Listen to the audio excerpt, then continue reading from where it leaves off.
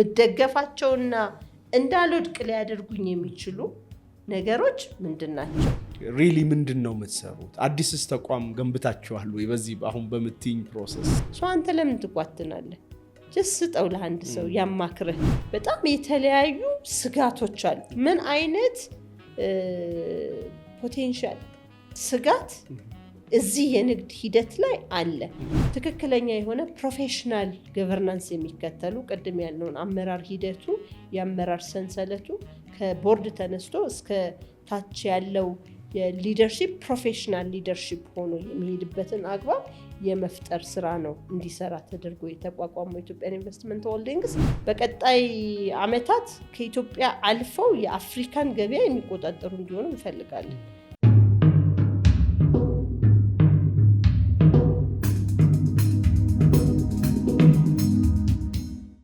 ምናልባት አንድ ነጥብ ትንሽ እንድታብራሪ ወይም እንድታኪበት ይሄ ገቨርነንስ እና ሊደርሺፑ ላይ የረሳሁት ፒላር አንድ እሱ ነው። ተቋም ስትሆን አሁን በብዛት የሚፈጠሩ ቢዝነሶች በአንድ ግለሰብ ወይንም ደግሞ በጥቂት ወይ የቤተሰብ አባላት ወይ ጓደኛማሞች የሚመራ ቢዝነስ ነው ብዙ ቦታ የሚፈጠረው። ያ ቢዝነስ ያድጋል፣ ትልቅም እየሆነ ሲሄድ ያ ሰውዬ ነው እነዛ ጥቂት ግለሰቦች ናቸው ፈላጭ ቆራጭ ሆነው የሚሄዱበት።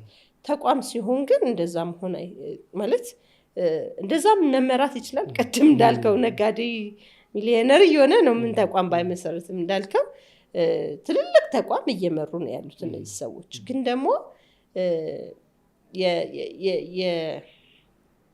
የሰው አቅም ምንም እንኳን ፈጣን በጣም እንትን ብትሆንም ግን ደግሞ ሊሚትድ ነው አይደለ? አንተ የራስህ እይታና ዳይሬክሽን ነው ያለ። የተለያዩ አቅሞችና አስተሳሰቦች፣ እይታዎች እነዛ ግለሰቦች ላይ ቢጨመሩ ምናልባት ከዚህ የበለጠ አክስለሬትድ የሆነ ነገር ይመጣል ብዬ አስባለሁ። አብሶ የግለሰብ ተቋም ሲሆን አልቲሜት ዲሲሽን ሜከሩ ውሳኔ ሰጪው ያ ግለሰብ ነው፣ የማይቀየር ነው። አሁን ብዙ ሰዎች ውሳኔን የብቻቸው የሚያደርጉት እንደ እንትን ስለሚቆጥሩት ነው። ያንን ውሳኔ ከሌሎች ጋር መመካከር፣ ለሌሎች ማካፈል የስልጣን መጋራትን የኦነርሺፕ ሼር ያደርግ ባለቤትነትንም ሼር ያደረጉ ስለሚመስላቸው ነው። አንድ ሪሶርስ ባለቤት ከሆንክ ባለቤት ነህ አንተ። መጨረሻ ውሳኔው የሚሆነው ያንተ ነው። ነገር ግን የምትወስናቸው ውሳኔዎች አሁን ባልኩ ኢንቫይሮንመንት የህጋዊ ጉዳዮች አሉ። አንድ ቢዝነስን ስትመራ ህግ በተለያዩ ማክበር መከተል ያለብህ፣ ካልተከተልካቸው ሄደው የሆነ ቀን እንቅፋት የሚሆኑብህ ጉዳዮች አሉ። ህጋዊ ሂደቱ ምን ይመስላል? አንተ ከምትኳትን ያንን በቀላሉ ሊረዳና ሀሳብ ሊሰጥ የሚችል አካል አብሮህ ሊኖር ይገባል ማለት ነው። የፋይናንስ ቅድም ያልኩ ህጋዊ ሪኳየርመንቶችም አሉ። ከዛ በላይ ግን አንተ አንድን ቢዝነስ ስትመራ መረዳት ያለብህ ሂደቱ ምን ይመስላል፣ የዕለት ሽያጮች፣ ፕሮዳክሽኖች፣ ምኖች፣ ወጪው ምን ይመስላል፣ ገቢው ምን ይመስላል፣ ትርፌ እያደገ እየሄደበት ያለው ሂደት ኢንቨስት እያደረኩት ካለው ኢንቨስትመንት አንጻር ምን ያህል ጤነኛ ነው። የተወሰኑ የፋይናንስ ትንታኔዎችን የሚፈልጉ እውቀትና እይታን የሚፈልጉ ጉዳዮች ሊኖሩ ይችላሉ። አንተ ለምን ትቋትናለህ? ስጠው ለአንድ ሰው ያማክርህ። ያንን ኃላፊነት በቃ ሙሉ ኃላፊነቱን ተጠያቂነቱንም የሚወስድ አካል አብሮ ይኖር። ፕሮሰስ አለ አይደለ? የተለያዩ ፕሮዳክቶችን አንተ ዝም ሪቴለር ኮንክ ለምሳሌ ገዢ ሻጭ ኮንክ ሱቅ ከሆነ ሰፕላየር ታመጣለህ፣ ለሆነ ቦታ ትሸጣለህ። የምትገዛበት ሰፕላየር የሚያቀርብልህ ሰፕላየር ሌላ አማራጭ አለው። በተሻለ ዋጋ፣ በተሻለ ኳሊቲ፣ በተሻለ ፍጥነት ሊሰጥ የሚችል ሌላ ዓለም ላይም ሊሆን ይችላል ሀገር ውስጥ ማን አለ? ያንን አሰስመንት ሰርቶ አናሊሲስ ሰርቶ ለአንተ ግብአት የሚሰጥ አካል አጠገብህ ነው። ፕሮዳክሽን ሊኖርህ ይችላል። ለዛ ፕሮዳክሽን ላይን የተሻለ ኢፊሸንት ሊሆን የሚችልበት ብዙ ቴክኒካል ጉዳዮችን የሚያውቅና የተሻለ ፕሮዳክቲቭ ልትሆንበት የምትችላቸውን ሊያማክር የሚችል አካል ደግሞ አጠገብህ ነው። ቢዝነስ አሰራር ሁሉን ነገር አያውቅም አንድ ሰው አይደለም። የሆነ ነገር ላይ ፈጣን አክቲቭ ሪስክ የሚወስድ ሰው ሊሆን ይችላል። ግን ደግሞ አጠቃላይ ቢዝነስ ኢንቫይሮንመንቱን እየቃኘ ግብአት የሚሰጥ ሰው እና ምን እንለዋለን በእኛ አሰራር ቦርድ እንለዋለን። ቦርድ የሚያስፈልግበት አግባብ ኮሌክቲቭ የሆነ ሐሳብ የሚያመጣ ለሆነ ውሳኔ ዝም ብሎ በአንድ እይታ በአንድ አስተሳሰብ በአንድ ሰው ፍላጎትና የሆነ አምቢሽን ብቻ ሳይሆን ቢዝነስ መሰራት ያለበት የተለያዩ ነገሮችን ቅድምም ብያለሁ። ብዙ ቢዝነሶች ኦፍ ኮርስ በአንድ ጊዜ ያድጋሉ፣ ግን ደግሞ በጣም ዘላቂና ለትውልድ የሚተላለፉ አይሆንም። ስለዚህ እንደዚህ አይነት የሆኑ ግብአቶችን ሊሰጥ የሚችል ኮሌክቲቭ ሊደርሺፕ የምንለው መኖር መቻል አለበት። አንድ ሰው ብቻ የሚመራው ወይ ደግሞ አንድ ሁለት ሰው ብቻ የሚመራው ከሆነ ያ ግለሰብ የጤና እክል ሊገጥመው ይችላል፣ ኢንተረስቱን ሊያጣ ይችላል፣ ሙዱ ሊቀየር ይችላል፣ ጤናውን ሊያጣ ይችላል። በተለያየ ሁኔታ ከዛ ኤንቫይሮንመንት በተገለለ ጊዜ ቢዝነሱ አብሮ ስታክ ያደርጋል። ነገር ግን እንደዚህ አይነት የገነባነው የውሳኔ አሰጣጥና የአመራር ስታይል ካለ አንድ ግለሰብ የሆነ ነገር ቢሆን በሰዓቱ ባይመቸው ጤናው ቢታከል ምን ቢሆን በሆነ ጉዳይ ከዛ አካባቢ ቢርቅ ያ ቢዝነስ አይጎዳም። ምክንያቱም ስለዛ ቢዝነስ የጠለቀ እውቀት ያላቸው ሐሳብ ያላቸው መሪነትን የተጋሩ አካላት ካሉ ይቀጥላል ብዬ አስባለሁና ግዴታ ቦርድ ላንለው እንችላለን። የቤተሰብ ንግድ ላይ በብዛት ቦርድ ማለት በጣም ትልቅ ስትራክቸር ሊሆን ይችላል። ግን ደግሞ የአማካሪ ቡድን ወይንም ደግሞ እዛው ተቋምህ ላይ ላሉ ሰዎች ቅድምን ብያለሁ፣ ተቋም ውስጥ ያለ ሰው ሁሉም የየራሱ ሚና አለው፣ እውቀት አለው፣ አቅም ሊኖረው ይገባልና ውሳኔዎች በአንድ ግለሰብ ፍላጎት ሳይሆን መሄድ ያለባቸው ተቋም ስንመሰረት ምክክር ያለበት ምክክር ብቻ አይደለም። ምክክር መመካከር አለ፣ ግን የምትመካከረው አካል የተለያየ ግብአት ሊሰጥ የሚችል አካል መሆን አለበት እና የሆነ 4-5 ተመሳሳይ አንደርስታንዲንግ ተመሳሳይ ባክግራውንድ ያላቸው ሰዎች ቁጭ ብለው ቢመካከሩ ሊያመጡት የሚችሉት ፋይናል አውትካም እና አንድን ጉዳይ ከተለያየ አንግል ማየት የሚችሉ ሰዎች ናቸው ወይ እዛ ጠረጴዛ ላይ ቁጭ ብለው የሚያወሩት የሚለው ማረጋገጥ መቻል ብዙ ጊዜ እዚህ ላይ ምን ይነሳል? አንደኛ ከልቸሩ ያለመኖር ነገር በተለይ የቤተሰብ ቢዝነሶች ላይ ማለት ነው፣ ባህሉ የለንም። ሁለተኛ ቅድም እንዳልሽው ባለቤትነት የመጋራት ፍርሃት አለ። ቢዝነስን ኤግዛክትሊ እሱ ሚስጥር አለ፣ የቢዝነስ ሚስጥር ይኖራል። አንዳንድ ሰው ግልጽ ማድረግ ማይፈልገው በፈጣን እንዳልወስነ ያደርገኛል ይላል። አሁን አንዳንድ ፕራውድ የሚሆኑት አንዳንድ ድርጅቶች በግለሰብ የሚመሩ እኔ እኮ ቶሎ እንደወስን ይረዳኛል፣ ብዙ መንዛዛት ምናምን የለውም፣ ቶሎ ዲሲሽን ፋስት ዲሲሽን ሜክ ማድረግ ይችላለሁ ይላሉ። ከዛ በተጨማሪ ደግሞ እንደዚህ በቦርድ ብዙ ሰው ሆኖ የሚወሰን ውሳኔ ምን ያህሉ የባለቤትነት ስሜት ይኖራቸዋል? ያኛው ባለቤቱ የመሰረተው ፋውንደሩ ቢከስር ቢሆን ነገርም ቢፈጠር ማታም ቀንም የኔነት ስሜት ኖሮት ይሰራሉ። እነዛ ግን በሆነ ጊዜ አንዴ እየተገናኙ ያ ኢነርጂ ስሜት ስፕሪት እንዳይወድቅ የማድረግ ፍላጎቱ ራሱ ከየት ይመጣላቸዋል እያሉ እንደው እንድታብራሪው ነው እንጂ ነገሩ ያ ባንተ ነው የሚወሰነው። የግለሰብ ካምፓኒ ሲሆን ያ ግለሰብ ነው አይደለ ቦርድ አባላቱን የሚመርጠው። ስለዚህ የሚመርጠው አካል እዚት ፎርማሊቲን ለማሟላት ነው የሚመርጠው ወይስ በትክክል ያንን ነገር ሊያግዘኝ የምፈልገው አካል ነው የሚለው።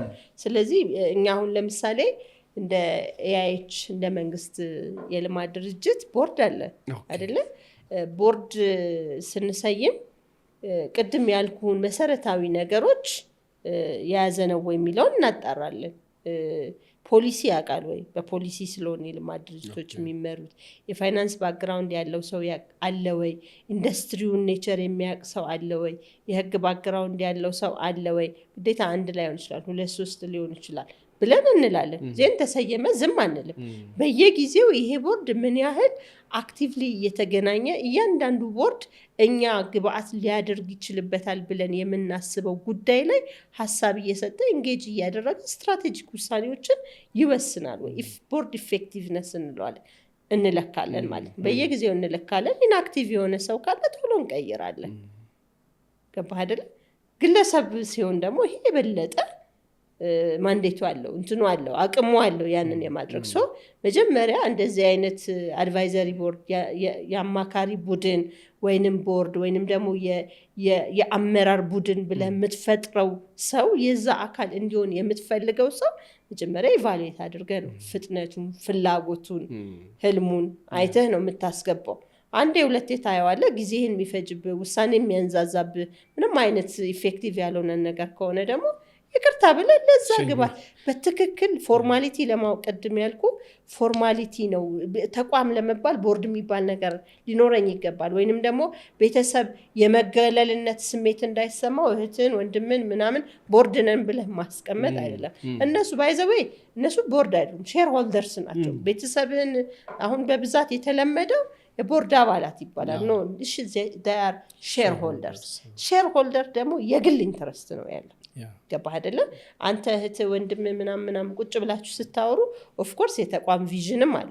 ብዙ ሰው ግን እንደ ሼር ሆልደር ሆነ ስታስበውና ከሼር ሆልደርነት ወጥተህ ኢንዲፔንደንትን ገለልተኛ ሆነ በሙያዊ መነጽር ስታይ ይለያያል። እና ያንን የሙያ መነጽር ያለው ፈጣን ግብአት ሊሰጥ የሚችል ኮሚትድ ነው ወይ ጊዜ ሊሰጥ የሚችል ነው ወይ የሚለውን በትክክል ያረጋገጥከውን ሰው ነው የዚህ አካል ማድረግ ያለብህ። ግዴታም ቦርድ ምንም ላትመሰረት ትችላለህ።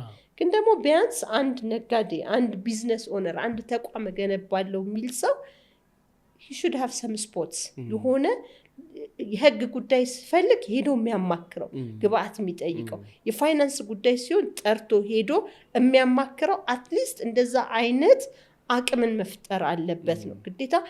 ምንድነው የተለመደው በራሳችን የመወሰን አቅሙ ስላለን ብቻ ዛሬ ከዱባይ ዕቃ ማምጣት ፈልጋለሁ ሄጄ ያመጣለሁ። አይ የሆነ ቻይና ፓርትነር አግኝቻለሁ ሄጄ ከቻይናዊው ፓርትነር ጋር ከሚለኝ ነገር በራሴ ማየው ብዙ መነጽር አለኝ የራሴ። ግን ደግሞ ምንድነው ትራያንጉሌሽን በደንብ ግራቀኙን አይቶ የተሻለ ግብአት ሊሰጠኝ የሚችል አካል ሲኖር ደግሞ የበለጠ አቅም ይፈጥርልናል፣ እይታችንን ያሰፋልናል። አይደለም እንደዚህ ፕሮፌሽናል ነው የምንላቸው አካባቢ። ፕሮፌሽናል ማለት የተማረ ማለት አይደለም። ፕሮፌሽናል ማለት በሆነ ጉዳይ ላይ የበሰለ ኤክስፒሪየንስ እና አቅም እይታ ያለው ሰው ሊሆን ይችላል። እና አንዳንዴ እኮ ልጆቻችን ራሱ የሚሰጡን እይታ አለ፣ የሆነ ነገር እንዲህ የሚሉን ነገር አለና እይታን መቀበል፣ ሀሳብን መቀበልና ሁሉንም ዳይሜንሽን አይቶ መቁረጥ የባለቤቱን አይደለ? ሲለካ ግን ያለካክ ሂደቱን አብሮት የሚለኩ ርቀቱን ምኑን እንዲህ አይነት እውቀቶችን መሰብሰብ ወሳኝ ነው። ተቋም ዘላቂነትን ሪስክ ምንለው አለ አይደለ? ሌላው ሪስክ ማኔጅመንት ይባላል። የመጨረሻ ፒላር ላንሳለ ከገቨርነንስ ሌላ ሪስክ ማኔጅመንት ማለት አንድ የንግድ ድርጅት አንድ ቦታ ላይ ሲሰራ በቃ ሁሉ ነገር አልጋ ባልጋ ነው ማለት አይደለም። በጣም የተለያዩ ስጋቶች አሉ። ምን አይነት ፖቴንሻል ስጋት እዚህ የንግድ ሂደት ላይ አለ? በራሱን በሚያውቀው በተመሳሳይ የንግድ ሂደቶች ሊገጥሙ የሚችሉ ከፖሊሲ አንጻር፣ ከሚሰራበት አካባቢ አንጻር፣ ከደንበኛ ፍላጎት አንጻር አንተ ዛሬ እዚህ ይሄን ዕቃ ነው የሚፈልገው የዚህ አካባቢ ማህበረሰብ ብለህ በ3-4 ኮንቴነር አስጭነ ያመጣ ሌላ የሆነ ያንን ፍላጎቱን እንዲቀይር የሚችል ሌላ አዲስ ፕሮዳክት ቀድሞ ማርኬቱ ላይ ይገባና አንተ ያስጫንከውን በኪሳራ ልትወጣ ትችላለህ ከዛ።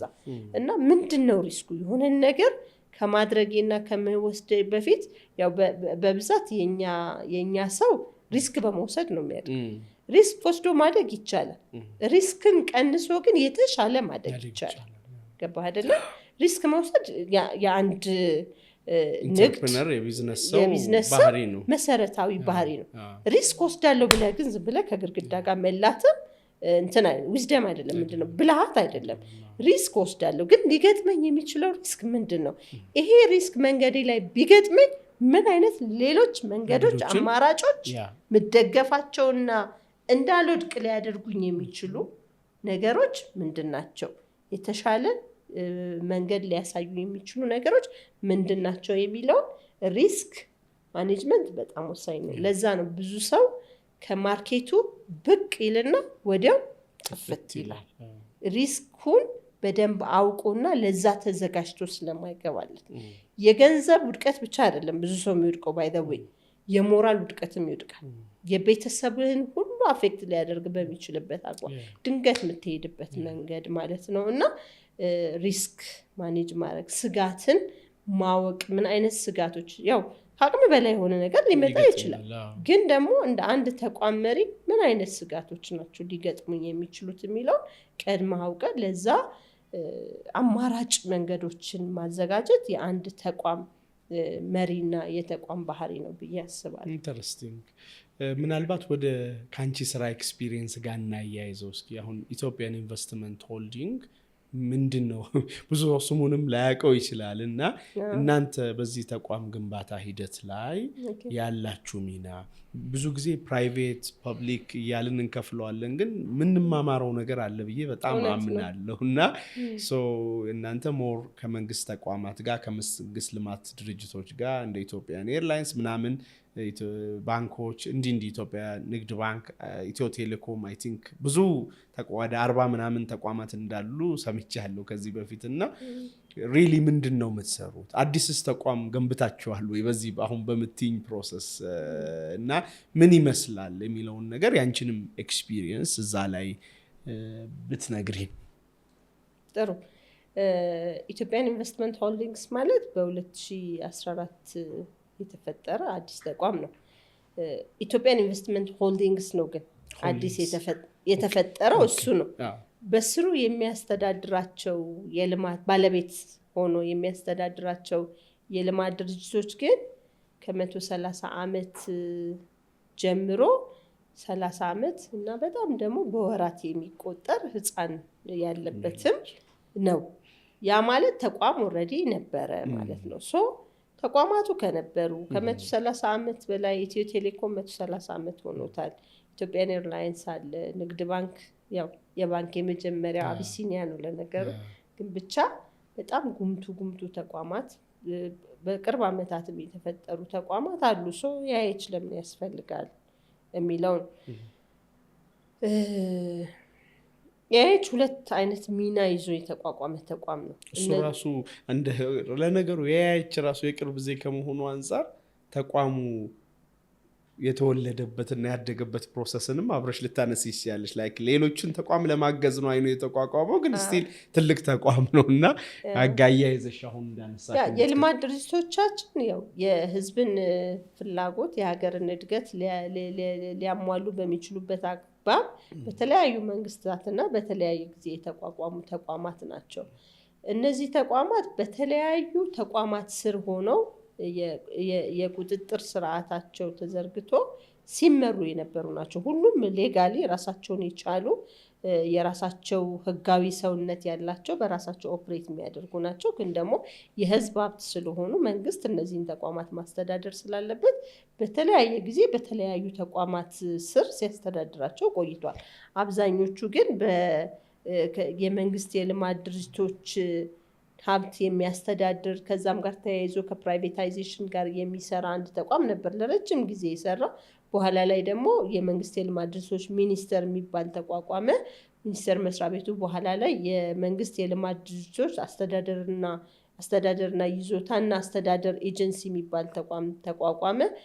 አንዳንዶቹ ደግሞ ለአስፈጻሚ የሚኒስቴር መስሪያ ቤቶች እንደ ትራንስፖርት ሚኒስቴር፣ የመገናኛ ሚኒስቴር፣ የገቢዎች ሚኒስቴር፣ የኢንዱስትሪ ሚኒስቴር ስር እና የተለያዩ አስፈጻሚ ሚኒስቴር መስሪያ ቤቶች ስርም ሲተዳደሩ ክትትል ሲያደርጉባቸው ሲቆጣጠሯቸው ነው የቆዩትኝ እነዚህን ተቋማት። ኢትዮጵያን ኢንቨስትመንት ሆልዲንግስ ሲፈጠር ግን አሁን ምን ብለናል ቅድም፣ ፕራይቬት ኢንዱስትሪው ተቋም የመሆን ገጽታን መፍጠር መቻል አለበት። ለምን? ወቅቱ ጊዜው ያንን የዋጀ ስለሆነ እያልን ነው አይደለ? ኢትዮጵያን ኢንቨስትመንት ሆልዲንግስም ሲፈጠር እነዚህ የልማት ድርጅቶች የነበሩበት ቁመና በጣም የተለያየ ነው። ተቋሙ ተመስርቷል፣ ግን ቅድም ያልናቸው ከስትራቴጂ አንጻር፣ ከፋይናንስ እና ከሪሶርስ አስተዳደር አንጻር፣ ከሰው ኃይል አንጻር አስተዳደር አንጻር፣ ከገቨርናንስ አንጻር፣ ዲጂታል ከመሆን አንጻር፣ ሪስካቸውን ማኔጅ ከሚያደርጉበት አንጻር ግን የተለያየ ቁመና ላይ ነው ያሉት። በጣም ልቀው የሄዱም አሉ። በጣም ደግሞ ገና በኖርማል የሲቪል ሰርቪስ መዋቅር በሚመስል አይነት ፒውርሊ የኮሜርሻል የንግድ መርህንና ስርዓትን በተከተለ አግባብ ሳይሆን ያው የህዝብ አገልግሎት ነው የሚሰጡት፣ ግን የሚሰሩበትና አገልግሎት የሚሰጡበት ውስጣዊ አሰራራቸው ግን በደንብ ፕሮፌሽናል ሆኖ እየተዋቀረ አልነበሩም አብዛኞቹ። ስለዚህ ኢትዮጵያን ኢንቨስትመንት ሆልዲንግስ ሲቋቋም እነዚህን ተቋማት ወደዛ ቅርጽ ማምጣት ነው።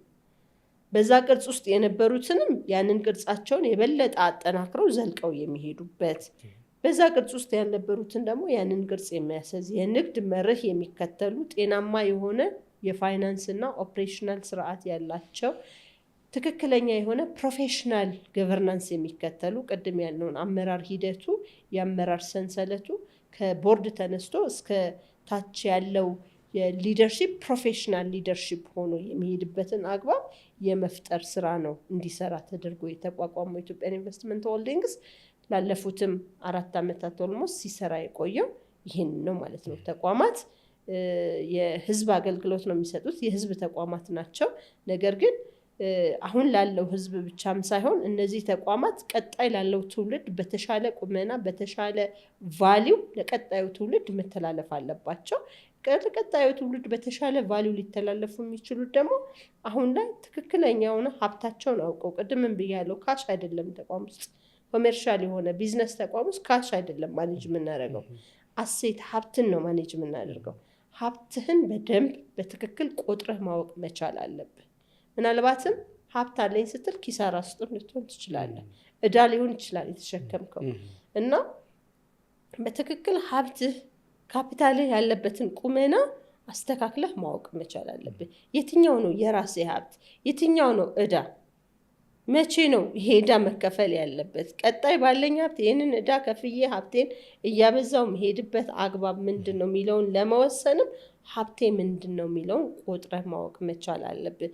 የኢትዮጵያ ህዝብ በይዘው በጣም ሀብታም ነው። እኔ የልማት ድርጅቶቻችንን ሄጄ በጎበኘው ልክ ምን ያህል የቀድሞ መሪዎች ፖለቲካሊ ሊደርሺፕ ዋይዝ ያላቸው ባክሎግ የራሱ ላይን እንደተከተለ እንደሆነ ሳለ ግን በተለያዩ ጊዜዎች ኢትዮጵያውያን መሪዎች ለትውልድ ያኖሩት ሀብት እጅግ በጣም ብዙ ነው።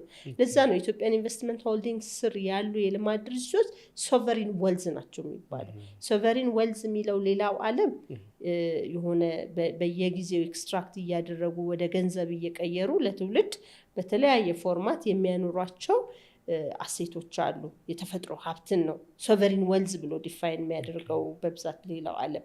እኛ ግን የልማት ድርጅቶችን ሀብት ካየ በኋላ መንግስት ሶቨሪን ናቸው፣ እነዚህ ሀብቶች ሶቨሪን ዌልዝ ናቸው፣ ለቀጣዩ ትውልድ የበለጠ አንደኛ ተቆጥረው ታውቀው፣ ሁለተኛ የበለጠ አድገው መተላለፍ ያለባቸው ሀብቶች ናቸው ብሎ ስላሰበ ነው ኢትዮጵያን ኢንቨስትመንት ሆልዲንግስ ሌላው ዓለም ላይ ሶቨሪን ዌልዝ ፈንዶች በሚቋቋሙበት ቅርጽና ዓላማ ያቋቋመው ማለት ነው።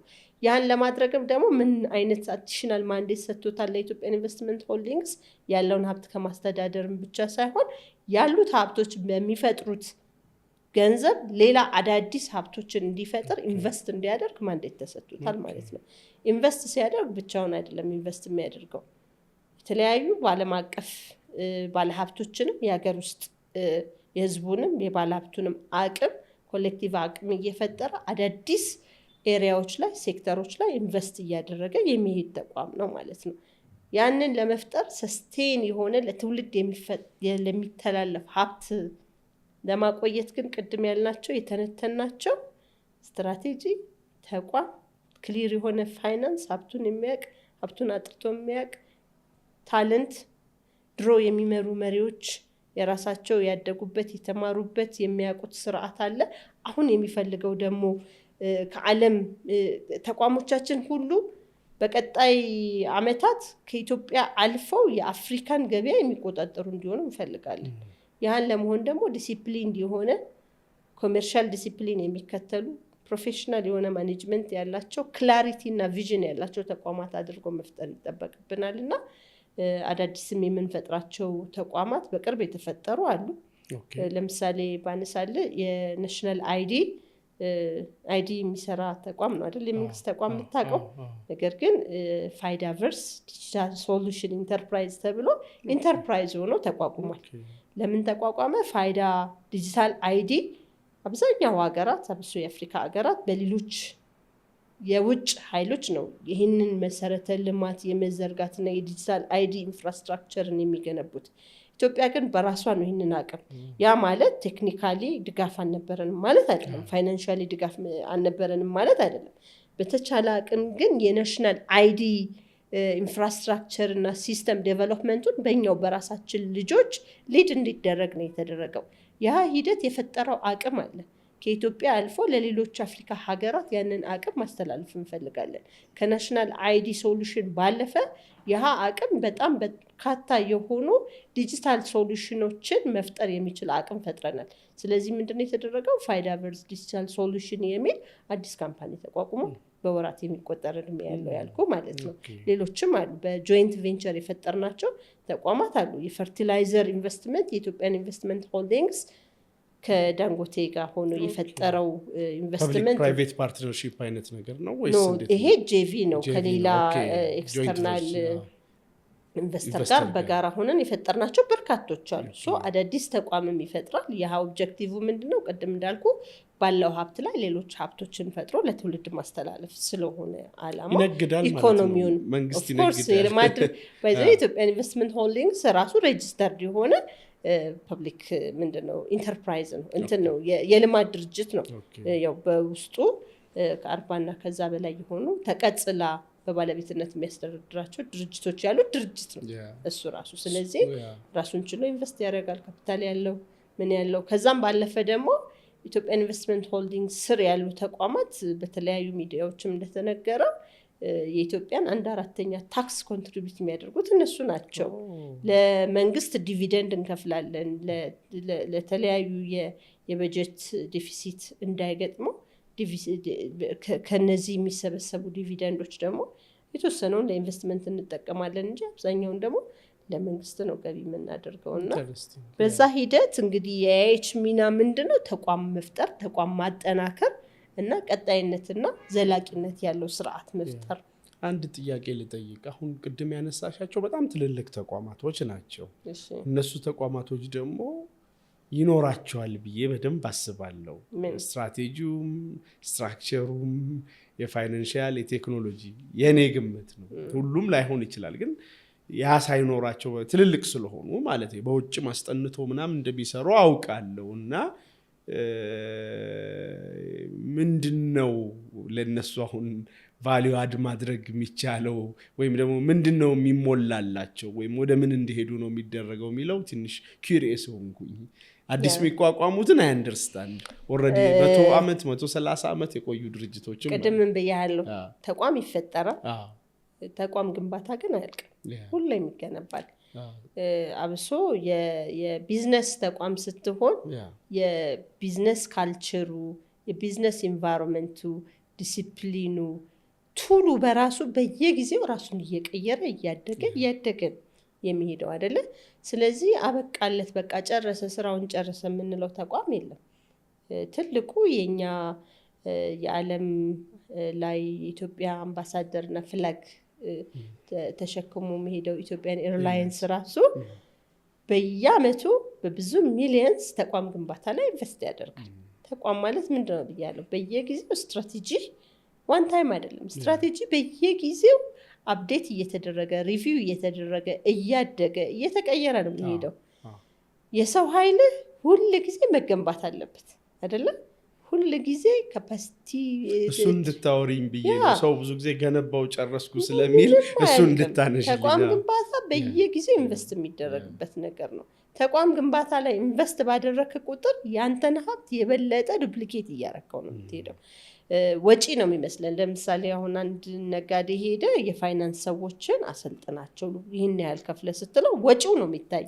ነገር ግን ይህ የፋይናንስ ባለሙያው የበለጠ ራሱን አፕዴት አድርጎ ቴክኖሎጂን አውቆ አሰራር አዳዲስ አሰራሮችን ተምሮ ሲመጣ አንደኛ እሱንም ይጠብቀዋል አይደለም? ሁለተኛ ኮንሰልት ያደርገዋል። አሰራሩ የበለጠ እየዘመነ ክሊር እየሆነ ነው የሚሄደውና ሪተርኑ ለራሱ ነው ለተቋሙ ነውና ራሱን ገንብቶ የጨረሰ ተቋም የለም። ዲጂታላይዜሽን ከጊዜ ጊዜ እያደገ ነው አይደለም? ድሮ ኮምፒውተር ገዝቶ ኤክሴል ላይ ዳታ መመዝገብ ነበር። ከዛ ደግሞ ተብሎ አፕሊኬሽን ዴቨሎፕ ማድረግ መጣ አይደለም? ከዛ ደግሞ መጣና እያለ ዛሬ ላይ ምን ላይ ደርሷል? አርቲፊሻል ኢንተለጀንስ የምንለው ደርሷል አይደለም? አርቲፊሻል ኢንተለጀንስ ደግሞ ኮምፒውተር ላይ ሴቭ ያደረከውን ዳታ በራሱ ፕሮሰስ አድርጎ አናላይዝ አድርጎ ያንተን ማርኬት ፎርካስትና ማርኬት አናሊሲስ እየሰራልህ ነው የሚሄደው። ፕሮዳክሽን ላይ ፕሮዳክሽን እየሰራልህ ነው ያለው አይደለ? ቅድም ያልኩ አንድ ፋብሪካ ኢንድ ቱ ኢንድ ፕሮሲጀር የተጻፈ መሆን አለበት አልኩ አይደለ? አሁን ከመጻፍ አልፎ ደግሞ ኢንድ ቱ ኢንድ ያለው ፕሮሲጀር ኦቶሜትድ ሆኖ የሆነ ማሽን እየሰራው ማሽን የሚሰራውን ነገር ለምሳሌ አንድ ሮቦት ሊሰራው የሚችለው ፕሮሲጀሩን እኮ ነው ኮድ የምታደርግለት። በዚህ ጀምረህ በዚህ መጠን በዚህ ሰዓት በዚህ ዱሬሽን በዚህ ዳይሬክሽን ይሄን ስራ ነው የምትለው አይደለ? ሮቦት ሰውንም እንደዛ ካፓሲቴት ማድረግ መቻል አለብን። ማሽኑን የምንሰጠውን ነገር ሰው በዛ ልክ በጣም ኢፊሽንት፣ ቀልጣፋ፣ ፈጣን፣ ፕሮዳክቲቭ እንዲሆንልን ከፈለግን በየጊዜ ትሬን ማድረግ ማብቃት መቻል አለብንና ቅድም ላልከኝ የተቀበልናቸው ተቋማት ኦፍኮርስ ሪሌቲቭሊ የተሻሉ የምንላቸው ተቋማት አሉ፣ ምንም ደግሞ የሌላቸው አሉ። ምንም ስለ ተቋሙ አለ፣ የሰው ሀብት አለ፣ የሆነ ስራዎች ይሰራሉ። ግን የሚሰሩ ስራዎች ፕሮፐር የሆነ ስታንዳርድ ያልወጣላቸው፣ የፋይናንስ እና ሌሎች ኢንተርናል ፕሮሰሶቻቸው በደንብ ስታንዳርዳይዝ ያልሆኑ፣ የሰው ሀብቶቻቸው የሆነ ጊዜ ሲቀጠሩ ዲግሪ ይዘዋል፣ ዲፕሎማ ይዘዋል፣ ከዛ በላይ በደንብ ያልተገነባ፣ ስትራቴጂያቸው በደንብ በእያንዳንዱ የሆነ ዶክመንትድ የሆነ ነገር ሊኖር ይችላል። ግን ደግሞ ከመሪ ጀምሮ እያንዳንዱ ፈጻሚ በደንብ ፕሮፐርሊ አውቆ የጊዜው እቅድና አፈጻጸማቸው ስትራቴጂ ያልተከተለባቸው ነበሩ። እንዳልኩ ተሽለው ሄደዋል የሚባለው ከዓለም ጋር አይደል እየተወዳደረ የምንሄደው። ዓለምም ራሷን አፕዴት አድርጋ እየሄደች ነው ያለችው እና ተቋም ግንባታ የሚያልቅ ነገር አይደለም። የኤች ሚና ለእነዚህ ተቋማት ለሁሉም እኩል የሆነ ኢንተርቬንሽን የለንም። ኤች ተቋቋመ፣ ከዛ በኋላ ከኢትዮጵያን ኤርላይንስ ጀምሮ ሌላ አንድ እንትን ተቋም ድረስ ሁሉም ጋር እጁን እየሰደደ እንትን ይሰራል እያልኩ አይደለም። ኢንተርቬንሽን ሌቭላችን እንደ ተቋማቱ አቅምና የደረሱበት ደረጃ ይወሰናል። አንዳንዱን በሩቅ ምን እየሰራ ነው ያለው የሚለውን ኢንሹር እያደረግ፣ ምክንያቱም ህዝብን መንግስትን ወክለን ነው የምናስተዳድረው። ያን ተቋም አይ እሱ በቅቷል ጨርሷል እሱ አያገባኝ የምንለው ተቋም የለም። ሁሉንም ተቋም በተወሰነ ሌቭል ኦፍ ርቀት በጣም የምንጠጋው አብረ ነው የምንሰራው አብረ ነው የምንዳክረው ተቋም ሊኖር ይችላል። በሩቅ ደግሞ አይ ጥሩ ነው ቀጥል ይህን አሻሽል እያልን ደግሞ በሩቅ አስተያየት የምንሰጠው ተቋም ይኖራል። በጣም ኢንትረስቲንግ። አሁን አንቺ በጣም የሚገርም ኢንተርሴክሽን ላይ ነው ያለሽው እንደ ተቋም ማለት ነው። ያው የቢዝነሱንም በተወሰነ ታውቂዋለሽ፣ ፕራይቬት ሴክተሩንም የገቨርንመንቱንም፣ አሁን ደግሞ የኮሜርሻላይዝድ የሆኑ የመንግስት ተቋማትን፣ አሁን ደግሞ የውጮች መጥቶ ጆይንት ቬንቸር እየፈጠሩ ነው። እና አንድ ጥያቄ ላንሳ። አሁን ብዙ ሰው ይፈራል የውጭ ተቋም ሲባል የሆነ መጥቶ ጥፍት የሚያደርገን ያ በቃ ይኸው ስጋት አለ። አሁን ገብተዋል የውጭ ተቋማት ምናምን እየጠቀለልኩ ነው ጥያቄን እና ከዛ አንጻር እንደው የኛ ተቋማት አሁን ያነሻሳቸው በልማት በእናንተ በኤአይች ስር ያሉ እናንተ የምታግዟቸው ተቋማትን ጥሩ የሚባሉትንም ሊሆን ይችላል፣ አሁን ከውጭ ደግሞ የሚመጡ የሚባሉ ተቋማቶችን በተወሰነ መልኩ የምታዩ ይመስለኛል፣ ቤንችማርክ የምታደርጉ የምታጠኑ እና በጣም ተራርቀናል። እንዲህ ርቀታችን ኬት ስኬት ይደርሳል? ቢመጡ ከጨዋታ ሙሉ በሙሉ ሊያወጣን የሚችል ያህል ርቀት ነው ያለን ወይስ ከቻፕ እያደረግን ነው?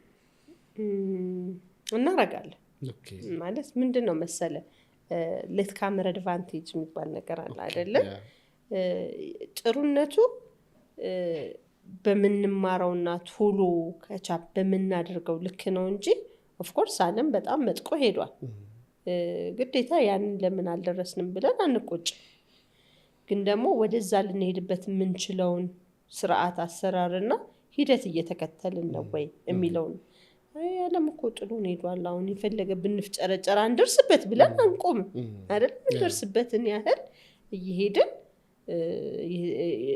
እንደው እኩል ባንሆን እንኳን በጣም ጥለውን እንዳይሄዱ ግን እነሱ የሚሄዱበት መጠንና እኛ የምንሮጥበት ፍጥነት በጣም እንትን ማለት አለበት የሚል ነው እንጂ መቼም እኩል ላንሆን እንችል ይሆናል አላቅም። በእኛ እድሜ ማለት ነው ልጆቻችን ሊደርሱበት ይችላሉ። እና ዓለም ጥሎን በቴክኖሎጂ በምናምን ቢሄድም ግን ደግሞ ደጉቲንግ ንግድ ዓለም ውስጥ አብሶ ምንድን ነው ዓለም አንድ እየሆነች አይደል?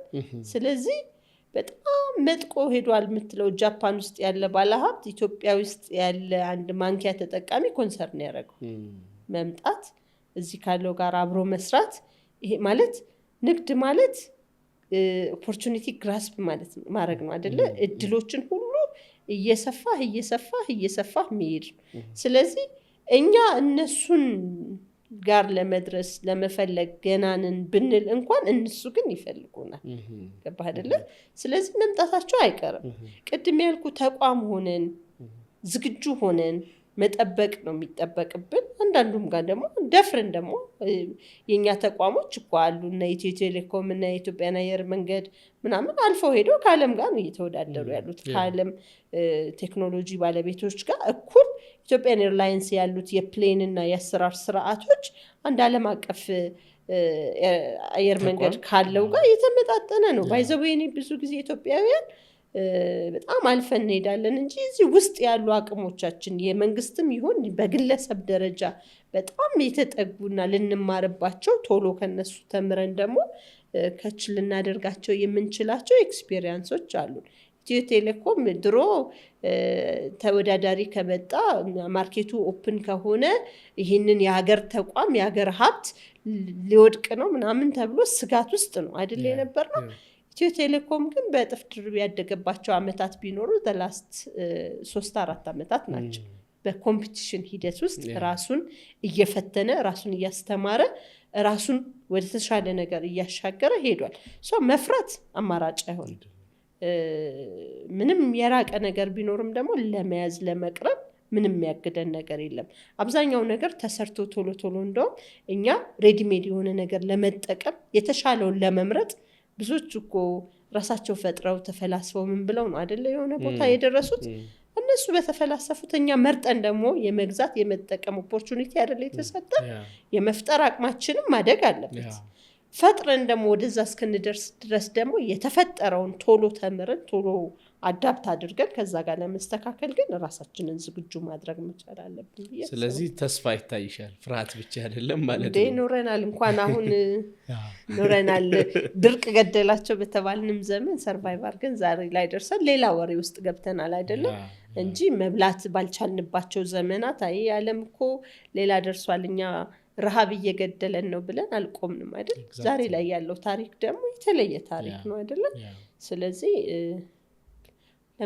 ለመማር ግን ሁሉም ዝግጁ ሲሆን ምክንያቱም ስለ ሀገር አይደል የምናወራው ከግለሰቦች አልፈን መንግስት የራሱን ስትራቴጂ ተከትሎ ሀገርን ለማሻገር እየሄደበት ያለው ርቀት አለ በዛ ርቀት ልክ ደግሞ ግለሰብም ቶሎ ኮፓፕ አድርጎ ቅድም ያልከኝ ዓለም ጥሎን ሄደዋል ነው አይደለ ከዓለም ጋር መወዳደር በጣም ጥሩ ነገር ነው ሀገር ውስጥ እያለው ካለው ፍጥነት ጋር ሳብሬ እየሄድኩ ነው ወይ ብሎ ራስን ጠይቆ ለዛ ዝግጁ አድርጎ ቶሎ ኮፓፕ ማድረግም ደግሞ ኢኒሺያል ሪኳየርመንት ነው አይደለ እስከሱ ከጀመረን አብረን ተያይዘን ማናድግበት ሁኔታ የለም ኢንተረስቲንግ አስማረጅም ኮንቨርሴሽን ያደረግነው የሚገርሙ ሀሳቦችን ያነሳሽው እንድንጠቀልለው እንዲሆን ከተቋም ግንባታም ጋር ይሁን ሌላም ሪሌትድ የሆነ ነገር በመጨረሻ ማለት የምትፈልጋቸው ማንሳት የምትፈልጋቸው ነጥቦች ካሉ ኦፕን የሆነ እድል ልስጥሽ ማለት ነው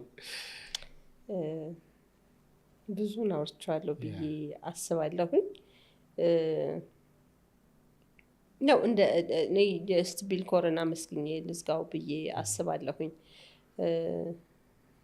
ቅድም እንዳልኩ ባለፈው የተገናኘንበት መድረክ ላይ የሰሚቱ ላይ ማለት ነው ብዙ ኦዲየንሶች ጋር የማውራት ቆይቼ ስለነበር የማውራት እድል ነበረኝ እና ኢንዲቪጁዋል የሚመስሉ ኤክስፒሪየንሶች ግን በጣም ብዙዎቹን ሊያስተምሩ የሚችሉ ነገሮች አሉ ቅድም ምናልን ዓለም ጥሎን ሄዷል የስ ግን ደግሞ ዓለም ጥሎን ሲሄድ እየተወልን ያለው እየፈጠርልን ያለው ደግሞ ነገር አለ ያንን መጠቀም መቻል አለብን ስለዚህ ጃፓን መኪናን የምትሰራበትን ቴክኖሎጂ እኛ ኮፒ አድርገን ቢያንስ የተወሰነ ኮፓፕ ማድረግ እንችላለን አይደለ ብዙ ግለሰቦች አሉ ማለት ኤክስፒሪየንሳቸው ያለፉበት ሀስል ያለፉበት ፈተና እና ፈተናውን የተወጡበት መንገድ ለብዙሃኑ ፈተና የሚያቀል ተመሳሳይ ፈተና ሳይፈተኑ ሸውደው እንዲያልፉት አማራጭ ይዘው እንዲያልፉት ቅድምም ብያለሁ ሪስክ ሁሉ ጊዜ መፍራት የለብንም ለሪስክ መዘጋጀትና መፍትሄ ማበጀት ነውና ሁሉ ነገር ላንተ አይታየም አይደለ አንተ እንቅፋት የሆነብህን ነገር ምናልባት በጣም ብዙ ወንድምና እህቶች ተፈትነውበት መፍትሄ አግኝተውበት ያለፉበት ነውና እንደዚህ አይነት የኤክስፒሪየንስ ሼሪንግ መድረኮች እንደዚህ አይነት ፕራክቲካል ፈተና ውስጥ ተግባራዊ ፈተና ውስጥ ያለፉ ሰዎችን ለሌሎች እንዲያጋሩት ከዛም ባለፈ ደግሞ ብዙ ደግሞ መጻኢ ለውጦችና እድሎች አሉ አይደለ እነዛ መጻኢ ለውጦችና እድሎች ደግሞ ምንድናቸው ብሎ ቀድሞ አሁን ብዙ ጊዜ ከመጣ በኋላ ነው የምንሸበረውና ኮፓፕ ለማድረግ በጣም ብዙ ኢነርጂ ሪሶርስ እየፈጀብን ያለው ቀድሞ ግን ምን እየመጣ ነው የሚለውን ነገር በእውቀትም በመረጃም ሊያጋሩን የሚችሉ ሰዎችን ቢልኮር እየጋበዘ ለማህበረሰባችን ሼር ቢያደርግ ያህ ምንን ይፈጥራል ቀድሞ መዘጋጀትን ያው እነዛ ሰዎች አማራጭንም ሊያሳዩን መንገድም ሊያሳዩን ኮንሺየስ ሊያደርጉን ይችላሉና እንደዛ ያደረግን የንግዱ ማህበረሰብ ለሀገር ያለውን ሚና ለቤተሰቡ ለሀገሩ ለማህበረሰብ ሊኖረው የሚችለው ሚና እና እንደ ተቋምም እየተመሰረተ ያደገ ሊሄድበት የሚችለው መንገድ ትልቅ ግባት ይፈጥራል ብዬ አስባለሁኝ አመሰግናለሁ ቴንኪዩ በጣም አስማረዲ የሚገርም ቆይታ ነበር የነበረን በሁለት ተከታታይ ክፍሎች ተቋም ግንባታ ማለት ምን ማለት እንደሆነ የኢትዮጵያን ኢንቨስትመንት ሆልዲንግ ደግሞ ያለፍሽበትን ነገር አመራርነት ምን መምሰል እንዳለበት ይሄን ሁሉ ከውጭ ከሀገር ውስጥ ያለውን ኤክስፒሪየንስ በደንብ አድርገሽ ሼር አድርገሽናል ለነበረን ቆይታ በራሴና በቢልኮር ቤተሰብ ስም እጅግ አድርጌ አመሰግናለሁ አይ ቲንክ ለብዙዎችም ተምሳሌት የሚሆን አይነት ነገር ሼር አድርገሽናል ብዬ አምናለሁ ብዙ ነገር አንተ ትጭራለህ ሰው ያለውንም ነገር እንዲያወጋው እንዲያወራው ሼር እንዲያደርግ መነጋገር መፍጠር ቶፒኮችን ፈጥረናል ብዬ አስባለሁ ብዙ በደንብ ተፈጥሯል ብዬ ከባለፈው ፓናሉ ላይ ተፈጠረ አሁን ደግሞ ትንሽ ጥልቀት ከዚህ በላይ ደግሞ በስልጠና በተለያዩ መልኩ ደግሞ ሰዎች ራሳቸውን እንዲያበቁ መነሻ የሚሆን ነገር አይ ኦፕኒንግ የሚሆን ነገር አይን የሚከፍት ነገር ዲስከስ አድርገናል ብዬ አመሰግናለሁ በጣም ቴንክ ዩ አመሰግናለሁ